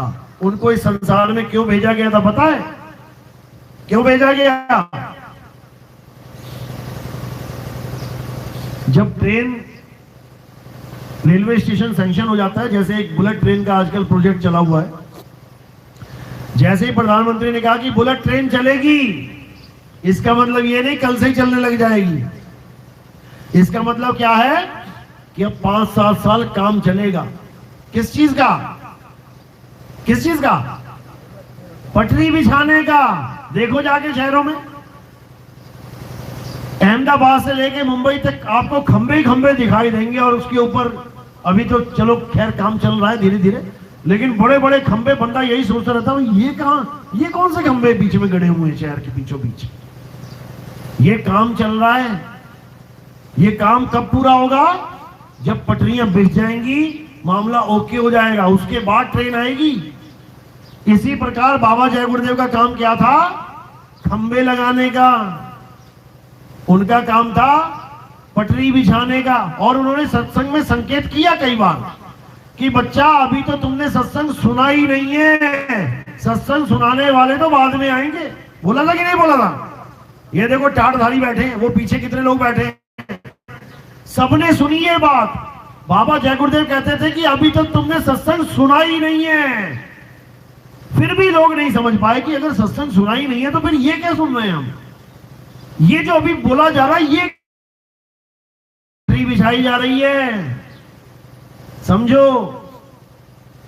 इतने साल गुरुवाई करने के बाद ये बोल गए अभी तो नाम किसी को मिला ही नहीं है। बोला कि नहीं बोला? हाथ खड़ा करो। देखो, ये बोल के गए हैं कि अभी तक तो नाम किसी को मैंने दिया ही नहीं है, और ये गुरुजी बन के बैठ गए उनके गद्दियों पे। अभी तक गुरु ने किसी को नाम नहीं दिया, और ये गुरुजी के जाने के बाद गद्दियों के पीछे लड़ लड़ के मर गए आपस में। अगर उनको गुरु बनाना होता तो कितनी देर लगती है साइन करने में, कागज लिखवाने में कि मेरे बाद ये गुरु बनेगा। अरे तुमने भी अपनी वसीयत लिख दी होगी अपने बच्चों के लिए, वो गुरु अपनी वसीयत लिख के नहीं गया। सोचो उसको कितना समय लग जाता ये बताने में, किसी मंच से या किसी कागज में लिखने से कितना समय लग जाता कि ये बाबा बैठेगा मेरे बाद। लिख के गए क्या? बोल के गए क्या? इसका मतलब क्या है? क्या है इसका मतलब? इसका मतलब है कि मेरे बाद कोई नहीं बैठेगा। कारण क्या है? कोई बाप चाहता है कि उसकी गद्दी खाली हो जाए, उसका वंश खत्म हो जाए? कोई बाप नहीं चाहता। 5-5, 7-7 लड़कियां हो जाए तब भी कहता है, सास ससुर कहते हैं एक ट्राई और कर ले, लड़का हो जाए शायद, तू तो वंश खत्म कर देगी हमारा। तो इतनी बड़ी संगत बनाने के बाद बाबा जय गुरुदेव ने एक भी गद्दी नशीन नहीं रखा। क्यों नहीं रखा? क्योंकि जो उनका गद्दी नशीन है ना, उसके बारे में वो बता के जा चुके हैं कि एक ऐसा महात्मा आएगा जिसका एक नाम, एक भाषा, एक झंडा होगा। बोला कि नहीं बोला? हाथ खड़ा करो जरा। तो बोल तो गए, और क्या बोलेंगे वो? इनके लिए थोड़ी नहीं बोल गए जो 5 नाम देंगे, या जो नाम ही बदल बदल के पता नहीं क्या क्या नाम बना दिया आजकल इन लोगों ने। 5 नाम छोड़ के, क्योंकि 5 नाम काल के जानो, तो उन्होंने 5 नाम हटा के क्या कर दिया? जय गुरुदेव, यही जपते रहो। मतलब गुरु से भी सियाने बन गए ये। गुरु 5 नाम दे रहा है और ये कह रहे हैं जय गुरुदेव नाम जपो, इससे मुक्ति हो जाएगी। ये सब भरमजाल है, सब भरमजाल है। इससे बाहर निकलना है और उस एक नाम को जानना है जिसके लिए बाबा नानक कहते हैं तेरा एक नाम तारे संसार। पूरे संसार को एक नाम तार सकता है। तो हो गई ना एक भाषा, एक भाषा हो गई ना। पंजाबी भी नहीं कहेगा कि पंजाबी में दिया, अंग्रेज भी नहीं कहेगा अंग्रेजी में दिया, जापानी भी नहीं कहेगा जापानी में दिया, चाइनीज भी नहीं कहेगा चाइनीज में दिया, क्योंकि भाषा का कोई काम ही नहीं है। वो एक भाषा कौन सी? सैन की, इशारे की। तुम कहीं भी चले जाओ पूरी दुनिया में, तुम्हें नहीं पता कि पानी का नाम क्या रखा है यहां पे, तुम बस एक इशारा कर देना भैया। सारी दुनिया में चलता है ये। कहीं पर भी चले जाना, बस एक इशारा कर देना और देखो कैसे पानी मिलेगा। पूरी दुनिया में चले जाना, ये एक इशारा कर देना, पता है ना, ये पूरी दुनिया में चलता है ये। इसी प्रकार गुरु क्या करता है? सैन बैन देता है। सैन यानी इशारा, बैन यानी ज्ञान। गुरु सैन बैन देता है, इशारों में ज्ञान देता है। ये नाम का ज्ञान नहीं देता जपने वाला। इसीलिए कबीर साहब ने समझाया, हम वासी वा देश के जहां जात वर्ण कुल नाही, अरे सैन मिलावा हो रहा शब्द मिलावा नहीं। यानी इन शब्दों के चक्कर में मत पड़ो, हिंदी पंजाबी उर्दू फारसी के नाम मत जपो, और उस आत्म तत्व को जानो जिसे एक तत्वदर्शी संत बताता है। गीता अध्याय 4 34वां श्लोक यही समझा रही है। हे अर्जुन, अगर तू आत्मा को जानना चाहता है, अगर तू सत्य को जानना चाहता है, तो क्या कर? तत्वदर्शी संत की शरण में जा, जो तुझे तत्व का ज्ञान करवा दे, जो तुझे आत्मा का ज्ञान करवा दे। तत्व का ज्ञान हो जाने के बाद तुम कभी अज्ञान को प्राप्त नहीं कर पाओगे। एक बार तुम्हें बिजली का झटका लग गया, उसके बाद तुम्हें कोई भरमा नहीं सकता करंट के नाम पे। तुम्हें यथार्थ बोध हो जाएगा और सारी उम्र के लिए हो जाएगा। उसके बाद तुम अज्ञान को प्राप्त नहीं कर पाओगे। इसी प्रकार एक सेकंड के लिए भी अगर तुम्हें आत्मा का ज्ञान हो गया, उसके बाद मौत नाम की चीज सदा के लिए खत्म हो जाती है। कोई तुम्हें भरमा नहीं सकता कि तुम मर जाओगे, कोई तुम्हें डरा नहीं सकता कि तुम मर जाओगे, क्योंकि तुम्हें उसका बोध हो गया जो अजर अमर अविनाशी है। और कौन अजर अमर अविनाशी है? तुम ही अजर अमर अविनाशी हो। अरे तू सिमरन किसका करे, तू ही है आपे आप। अपने आप को जान, तू परमात्मा का अंश बना बैठा है। जब परमात्मा को जानेगा तो जो तू सो हम को प्राप्त कर जाएगा। सो अवस्था है, नाम जाप नहीं है। बोलिए परमपिता परमात्मा की। किस किस को मेरी बात समझ में आई? 1% भी, बहुत अच्छी बात है। ऐसे ही जागना है, ऐसे ही सत्य को परखना है और सत्य का प्रचार करना है, ताकि ये सारा संसार एक झंडे के नीचे आ पाए। और वो एक झंडा कौन सा है? वो सतनाम का झंडा है। सतनाम का मतलब यथार्थ स्वरूप। हम सबका एक ही स्वरूप है। बल्ब छोटे बड़े हो सकते हैं, बल्ब रंग बिरंगे हो सकते हैं, बल्ब छोटी मोटी पावर बड़ी पावर के हो सकते हैं। कोई 0 वाट का, कोई 10 वाट का, कोई 50 वाट का, कोई 100 वाट का, कोई 1000 वाट का। लेकिन जो करंट में तार आ रहा है, जो करंट तार में चल रहा है, वो एक ही है, वो सबके लिए समान है। इसी प्रकार ये बल्ब, ये घड़े तो बड़े छोटे काले पीले गुलाबी हो सकते हैं, लेकिन जो पानी है वो सब में एक है। इसीलिए उस एक को जानना है। बोलिए परमपिता परमात्मा की सदा ही जय हो। साहिब बंदगी सतनाम। किसी का कोई सवाल है, हाथ खड़ा कर सकता है, बोलो, आ जाओ। बाबा जी ने कहा था, बाबा जी ने कहा था, मेरे गद्दे का मालिक एक महाबली शासक होगा, धर्म मुकुट सिर पर धारेगा। मेरी गद्दी का मालिक एक महाबली शासक होगा, धर्म मुकुट सिर पर धारेगा, धरा से देगा पाप। धर्म मुकुट सिर पे धारेगा, धरा से देगा पाप हटाए। बहुत अच्छी बात है। ये तो कलयुग में सतयुग की बात बोल दी। यानी कलयुग में सतयुग आएगा। धरा से पाप हटने का मतलब होता है कि कलयुग में सतयुग आ जाना। सतयुग में पाप बहुत कम था, ये वाला जो सतयुग है इसमें कम था, लेकिन जो हमारे वाला सतयुग आएगा इसमें पाप नाम की कोई चीज ही नहीं होगी।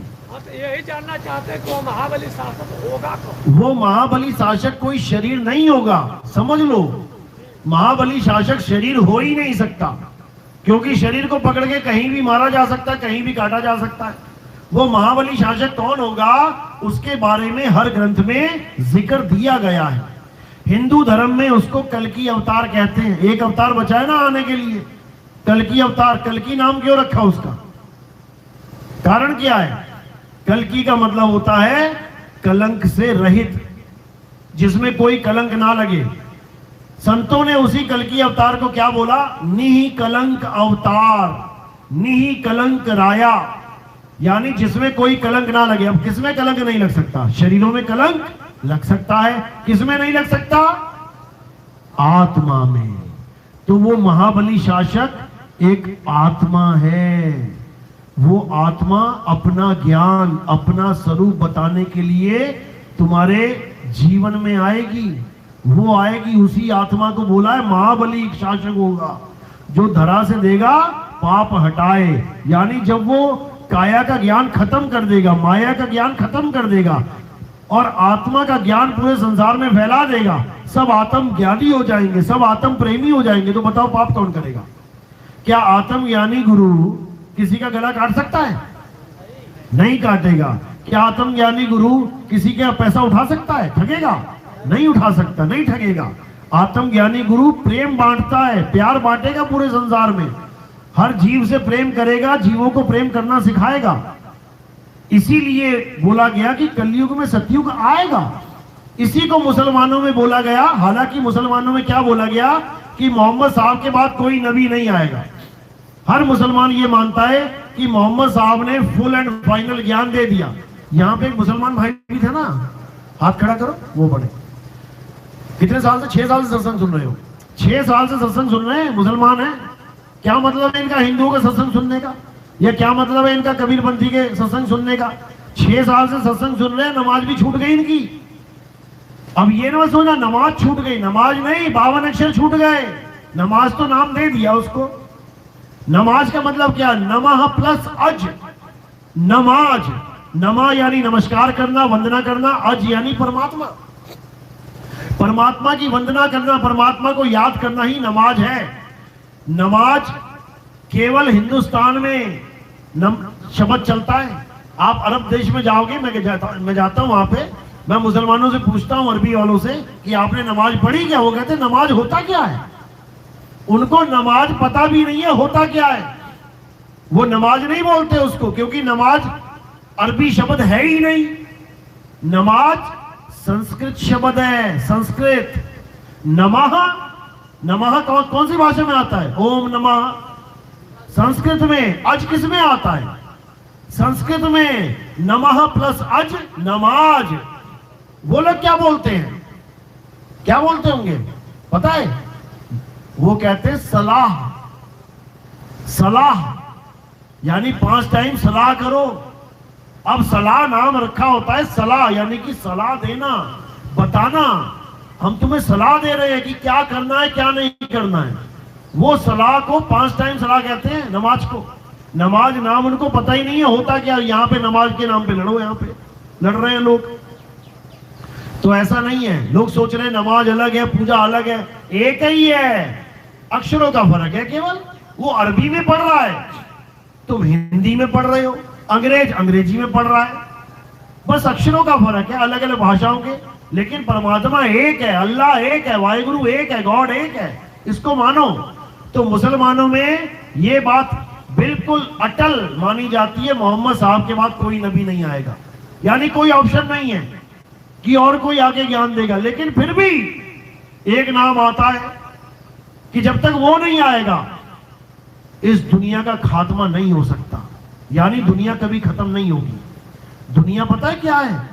ये है दुनिया। ये दुनिया खत्म नहीं हो सकती जब तक तुम्हारे जीवन में कौन नहीं आ गया? इमाम मेहदी नहीं आ गए। नाम सुना है? इमाम मेहदी। पूरी दुनिया इंतजार कर रही है, पूरी दुनिया इंतजार कर रही है। मुसलमान काले झंडे उसी के नाम के लगाते हैं कि भैया आ जाओ, अब तो बमबारी भी हो गई, अब तो जान माल की हानि भी हो गई, बच्चे मर गए लाखों, अब तो आ जाओ। उसको याद कर रहे हैं सारे कि कुरान पूरी दुनिया में शांति स्थापित नहीं कर पाई। बता दो कर दियो तो कौन शांति स्थापित करेगा? इमाम मेहदी करेगा आके। मेहदी नाम का मतलब क्या होता है अरबी में? यानी अल्लाह के द्वारा गाइड किया हुआ आदमी। डायरेक्ट अल्लाह उसको गाइड करेगा और डायरेक्ट अल्लाह ही उसका गुरु होगा। यानी वो देह गुरु को गुरु नहीं मानेगा, वो शब्द गुरु को मानेगा, वो परमपिता परमात्मा को गुरु मानेगा। और तुम्हें भी यही सलाह देगा कि डायरेक्ट गुरु को जानो, शब्द गुरु को जानो। गुरु एक माध्यम बनता है, लेकिन असल में गुरु कौन है? परमात्मा गुरु है। तो उसका नाम इमाम मेहंदी रखा गया है। ईसाइयों में उसको क्या बोला गया है? ईसाइयों में उसको सेकंड कमिंग बोला गया है, जीसस सेकंड कमिंग। यानी वो मानते हैं कि ईसा मसीह मरे नहीं, 3 दिन तक क्रूस पे चढ़ा के रखा उनको, वो मरे नहीं, वो दोबारा आएंगे। दोबारा क्या करने आएंगे? सत्य का ज्ञान देने आएंगे। इस दुनिया में प्रेम का ज्ञान देने आएंगे, इस दुनिया में परमात्मा का असली ज्ञान देने आएंगे। यही बात सिखों में भी बोली गई है कि अभी तो हम ज्ञान दे रहे हैं, अभी तो हम समझा रहे हैं, लेकिन एक और आएगा। उसको क्या नाम दिया गया? मर्द का चेला। आप गुरबाणी पढ़ोगे, उसमें आता है आन 78 जान 97 होर भी उठसी, मर्द का चेला। यानी होर भी उठसी, एक और उठेगा। और वो क्या बताएगा? वो मर्द के बारे में बताएगा, शब्द गुरु के बारे में बताएगा। क्योंकि मर्द एक ही है इस संसार में, परमात्मा मर्द है, बाकी सब कौन है? उसकी नारियां हैं। ये सूरत रूपी नारियां बैठी हैं, अपने मर्द को ढूंढ रही हैं, जिसे खसम कहते हैं। कह रहे दास मल्लूक सल्लूक कहते हैं, खोजो खसम कबीर। कबीर यानी वो दाढ़ी वाला बाबा कबीर नहीं। लोग उसी की फोटो लगा के घूम रहे हैं कि हमें तो कबीर मिल गया, फोटो की पूजा करने लग गए, हमें तो कबीर मिल गया। कबीर कोई फोटो नहीं है, कबीर कोई कैलेंडर नहीं है, कबीर कोई शरीर नहीं है। कबीर क्या है? अरे कक्का केवल नाम है, बब्बा ब्रह्म शरीर और रारा सब में रम रहा, वाको नाम कबीर। जो हम सब में रम रहा है, कौन रम रहा है? वो आत्म देव रम रहा है। उस आत्म देव को कबीर मानो। वही कबीर के दर्शन बाबा नानक को जब हुए, कैसे? गरीबदास जी महाराज कहते हैं, अरे झांकी देख कबीर की, नानक कीती वाह, और वाह सिखन के गल पड़ी, कौन छुड़ावे ता। ये माला पड़ी है ना, कहां पड़ी है? ये गल पड़ गई मेरे, ये गले पड़ी हुई है। जैसे मेरे माला गले पड़ी हुई है, ऐसे ही सिख भाइयों के वाहेगुरु गल में पड़ गया। ये वाहेगुरु मंत्र सिख भाइयों के गले में पड़ गया। क्यों पड़ गया? क्योंकि जब बाबा नानक ने आत्म ज्ञान को जाना, जब आत्मा रूपी कबीर का दर्शन किया, तब उनके मुंह से निकला वाह गुरु, वाह गुरु। लेकिन भेद ना पता होने के कारण बाकी सिखों ने क्या सोच लिया कि शायद बाबा नानक मंत्र जपते हैं वाह गुरु, और इसी मंत्र को जप के हमें परमात्मा मिल जाएगा। सबके गले में ये पड़ गई, आज तक पड़ी हुई है। तो इसी को बोला कि वहां सिखन के गल पड़ी, कौन छुड़ावे ता। यानी हिंदुओं से राम राम, मुसलमानों से अल्लाह अल्लाह, सिखों से वाहेगुरु कौन छुड़वाएगा? क्योंकि बिना छोड़े बात नहीं बनेगी। वहां सिखन के गल पड़ी, कौन छुड़ावे ता। अरे कौन छुड़ाएगा उनसे? तो कहते हैं मर्द का चेला छुड़वाएगा। मर्द का चेला यानी जो शब्द गुरु की महिमा गाएगा, 52 अक्षरों का खंडन करेगा। इसीलिए गुरु ग्रंथ साहब में बोला ना कि 52 अक्षर जोरे आन, सकिया ना अक्षर एक पहचान। तो मर्द का चेला क्या करेगा? 52 अक्षरों की पहचान करवा के छुड़वा देगा। और एक अक्षर यानी आदि अक्षर, आदि नाम, आद सच जुगाद सच, उसका भेद बता देगा। तो क्या होगा? फिर हर सिख को उसका परमात्मा मिलेगा, वाहेगुरु मिलेगा। हर हिंदू को उसका राम मिलेगा, हर मुसलमान को उसका अल्लाह मिलेगा, और हर ईसाई को उसका गॉड मिलेगा। सबको तत्व ज्ञान होगा, सबको आत्म ज्ञान हो जाएगा। ये होगा उसका भेद। यही यहूदियों में कहते हैं कि हमारा नबी इलियास वो वापस आएगा। इलियास का इंतजार चल रहा है अभी। इलियास क्या करेगा? वो पूरे संसार में यहोवा का प्रचार कर देगा। यहोवा का मतलब क्या होता है? यहोवा का मतलब होता है जो मैं हूं सो मैं हूं। यानी मैं वो हूं जो मैं सच में हूं, मैं वो नहीं हूं जो तू मान बैठा है। क्यों? क्योंकि कई लोग यहोवा किसको मान बैठे हैं? ईसा मसीह को। वो कहते हैं ईसा मसीह यहोवा है। कई लोग किसी और को मान बैठे, यानी शरीरों को भगवान मान बैठे हैं। यही अज्ञान है। यहोवा का मतलब है तत्व ज्ञान। यानी सोना कह रहा है मैं वो हूं जो मैं हूं। अब उसको पाने के लिए क्या करना पड़ेगा? तुम्हें सोने तक पहुंचना पड़ेगा, तभी तो जान पाओगे कि वो है क्या। तो जब यहोवा तक पहुंचोगे तब समझ में आएगा आत्मदेव को ही यहोवा कहते हैं। इसी को ईसाई लोग क्या कहते हैं? होली स्पिरिट। अरे होली स्पिरिट का मतलब तो जान लो। होली मतलब पवित्र, स्पिरिट मतलब आत्मा। पवित्र आत्मा ही परमात्मा है। तो कृष्ण जी क्या फारसी बता रहे हैं? वो भी तो यही कह रहे हैं, नैनम छिन्दन्ति शस्त्राणि नैनम दहति पावका, कि हे अर्जुन, आत्मा को ना तो कोई शस्त्र काट सकता है, ना अग्नि जला सकती है, ना वायु सुखा सकती है, ना जल भिगो सकता है। तो वो कुछ और थोड़ी नहीं बोल रहे हैं, वो भी उसी होली स्पिरिट का ज्ञान दे रहे हैं जो ईसाई दे रहे हैं, जो ईसा मसीह दे के गए। उसी को बाबा नानक वाले कह रहे हैं, आत्मदेव पूजिए गुरु के सहज सुभाए। और तो वो फारसी थोड़ी नहीं बोल रहे हैं, वो भी आत्मदेव की महिमा गा रहे हैं। तो हिंदुओं में भी आत्मा की महिमा चल रही है, सिखों में भी आत्मा की महिमा चल रही है, ईसाइयों में भी आत्मा की महिमा चल रही है, और कुरान में भी आत्मा की महिमा चल रही है। सोचो, मिट्टी का पुतला बनाया आदम, किसी को नहीं कहा सजदा कर। क्यों? क्योंकि मिट्टी को सजदा नहीं करना है। लेकिन जब आदम के अंदर उस रूह को फूका गया, आत्मा का प्रवेश हुआ, तो सबको कह दिया सजदा कर। क्यों?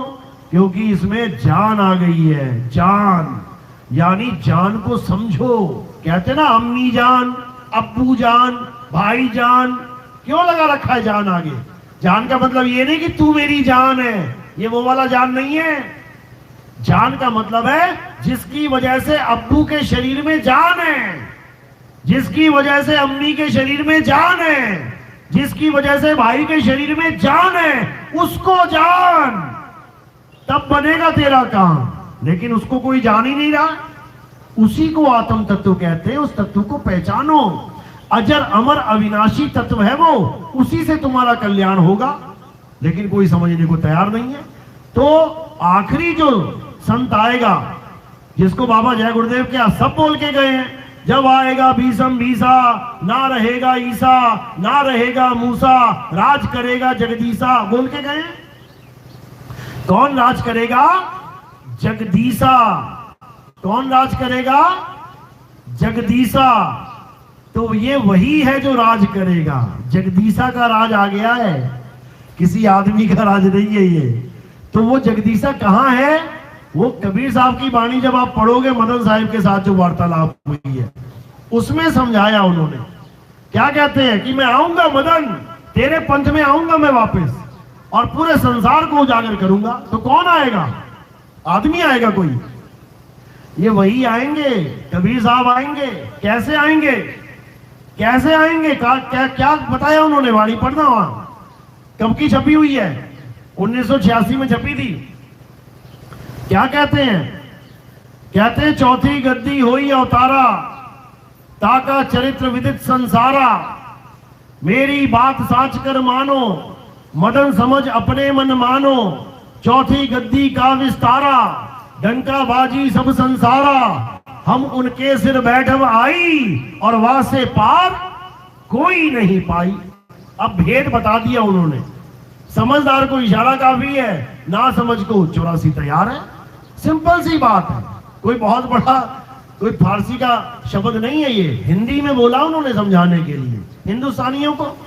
तो मुद्दा इतना सा है कि उसके आने का भी एक तरीका है और उसके जाने का भी एक तरीका है। कैसा?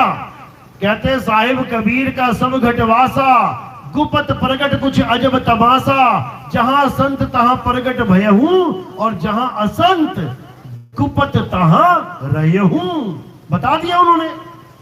अब ज्ञानी पुरुष समझ जाएंगे कि कहां पे बैठे हैं वो, और अज्ञानी कभी समझ भी नहीं सकता वो कहां है। तो इस भेद को भेद ही रहने देना है और समझना है कि आखिरी जो ज्ञान देने वाला आएगा वो कोई आम आदमी नहीं है, वो आदमी है ही नहीं, वो स्वयं परमपिता परमात्मा है। वही ज्ञान देंगे आके। उसी को कहा है महाबली एक शासक होगा। शासक का मतलब होता है राजा। राजा कौन है? इस दुनिया का राजा कौन है? सारे संसार का चलो ठीक है, 3 लोग काल के हैं, ठीक है, लेकिन किसके राज में है? इस सारे संसार का, ब्रह्मांड का, पूरी सृष्टि का राजा कौन है? हम सब जीवों का राजा कौन है? परम पिता परमात्मा, वही राजा है, वही अपना काम करेगा। उसके अलावा कोई कलयुग में सतयुग ला ही नहीं सकता। चलो, और कोई सवाल है? चलो, अब आरती का समय है, क्योंकि अगला प्रोग्राम भी है, वो वहां भी जाना है। आरती कैसे करते हैं समझ लो। हमारे यहाँ किसी जड़ वस्तु की आरती नहीं होती है, कोई फोटो, कैलेंडर, पत्थर, इसकी आरती नहीं होती है। हमारे यहाँ आरती किसकी होती है? हमारे यहाँ आत्मदेव की आरती होती है, आत्मा की आरती होती है। कैसे करनी है? एक एक करके आएंगे। थोड़े से फूल, बस 2 पत्ती, 1 पत्ती, 2 किलो 4 किलो नहीं चाहिए। 1 पत्ती 2 पत्ती कहाँ रखनी है? मेरे सिर के ऊपर रख देनी है। मेरे सिर के ऊपर क्यों रखनी है? क्योंकि पैर के अंगूठे से लेके सिर की चोटी तक ये क्या दिखाई दे रहा है? नाशवान शरीर। और हमने आरती किसकी गानी है? अविनाशी आत्मा की। तो हम इस फूल को क्या करेंगे? हम काया से परे इसको समर्पित कर देंगे। तो ये कहां समर्पित हो जाती है? ये आत्म देव के शब्द गुरु के चरणों में समर्पित हो जाती है। हमने आरती शब्द गुरु की करनी है, देह की नहीं करनी है, याद रखना। ये फूल मेरे सिर के ऊपर ही जाने चाहिए, इसका स्थान यही है। और कोई प्रचार प्रसार में योगदान करना चाहेगा? क्योंकि आपको पता है कि प्रचार में भी सेवा बहुत जरूरी है। हम प्रचार प्रसार में जो योगदान लेते हैं उससे क्या करते हैं? आप टीवी देखते हो घर में, आप साधना टीवी, ईश्वर टीवी देखना, सुबह उठ के 6:30-7 बजे बैठ जाना टीवी के आगे। तुम्हें बहुत सारे बाबा दिखाई देंगे जो भगवान को पाने के लिए बड़े मंत्र देंगे। कोई कहेगा ये जप ले, कोई कहेगा ये जप ले, सारा दिन यही बोलते रहेंगे, जप लो जप लो जप लो। जैसे ही बाबा जी जाके जैसे ही कह के खत्म होंगे कि जप लो, इतने में मैं आ जाऊंगा। मैं क्या बोलूंगा वहां पे टीवी में? मैं बोलूंगा कि नाम छोड़ो, नाम छोड़ो, नाम छोड़ो और आत्मा से खुद को जोड़ो। तो जब ये बात कोई सुनता है विवेकी हंस की नाम छोड़ो, ये तो पहली बार सुनने को आ रहा है। नाम जपो तो सारे बोल रहे हैं, वृंदावन वाले बोल रहे हैं नाम जपो, राधे राधे जपो। राम जी वाले, अयोध्या वाले कह रहे हैं राम राम जपो। भोले शंकर वाले कह रहे हैं बम बम जपो। सब जपाने में लगे हैं, ये बाबा छुड़वाने में लगा हुआ है। तो वो एक जिज्ञासा हो जाती है कि अगर नाम छोड़ेंगे तो करेंगे क्या। तो मैंने नीचे फोन नंबर दे रखा है, लोग फोन करते हैं, अलग अलग देशों से फोन आते हैं, अलग अलग देशों से। इंडिया के तो आते ही हैं, विदेशों से भी आते हैं, क्योंकि वो चैनल 195 देशों में चल रहे हैं। तो इससे क्या होता है, जहां तक मैं नहीं पहुंच सकता वहां आप लोग के कारण मेरी आवाज पहुंच रही है। टीवी में मेरी आवाज जा रही है ना, ये आप ही लोग के कारण जा रही है। आप लोग की सेवा से उन जीवों की सेवा हो रही है। तो ये जो सेवा है आपने क्या करना है? केवल चरणों में रखनी है। सेवा का स्थान चरणों में है, जो भी करना चाहेगा वो कर सकता है। कोई जबरदस्ती वाला यहाँ सौदा ही नहीं है। यहाँ तो प्रेम भाव का सौदा है, यहाँ पे मालिक की सेवा का सौदा है। चलो अब एक एक करके आएंगे और आरती लग जाएगी। खड़े सब हो जाएंगे, आना एक एक करके है। बोलिए परमपिता परमात्मा की सदा ही जय हो। साहिब बंदगी सतनाम, जय सतनाम।